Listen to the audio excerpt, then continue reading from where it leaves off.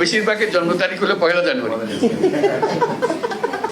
বাংলাদেশে যত 1 জানুয়ারিতে জন্মগ্রহণ করে পৃথিবীর কোনো দেশে এত জন্মগ্রহণ করে। আমাদের অভিজ্ঞতা, আমাদের কাজের মধ্যে অভিজ্ঞতা হলো যে আপনার নাম বলেন না, আমিনার মা।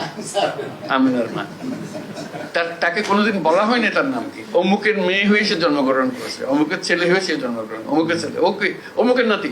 মানুষের এনআইডি নিয়ে জিল্লতি, এটা বিশ্বাসযোগ্য না, এত রকমের জিল্লতি হয়। এখন আমরা বলছি যে সব হাসপাতালগুলোকে এম্পাওয়ার করে দাও এবং বাধ্যতামূলক করো, সন্তান জন্ম হলে তোমাকে এনআইডি সবকিছু রেডি করে দিতে হবে, জন্ম সনদ তাকে ওখানে দিয়ে দিতে হবে, সার্টিফিকেট দিতে হবে, অমুক তারিখে এই হাসপাতালে এটা হয়েছে।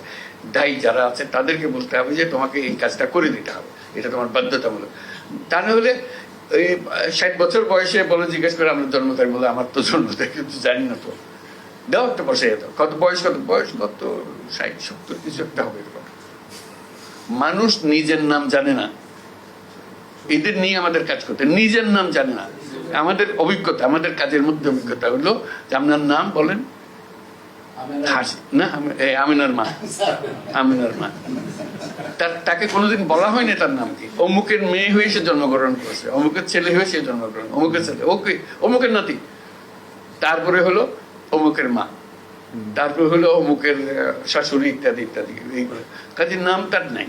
কাজে তাকে নাম দেওয়া, তারিখ স্থাপন করা, আমাদের যত এনআইডি আছে তার মধ্যে 50% হলো যে ভুয়ার জন্ম তারিখ, আরো বেশি হতে পারে। আর আমার জন্ম তারিখ তো আমাদের জানা নেই কেউ। এইভাবে আমরা হয়েছে।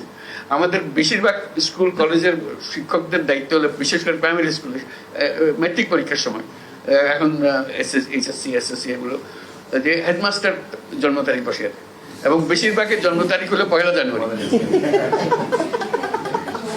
বাংলাদেশে যত 1 জানুয়ারিতে জন্মগ্রহণ করে পৃথিবীর কোনো দেশে এত জন্মগ্রহণ করে।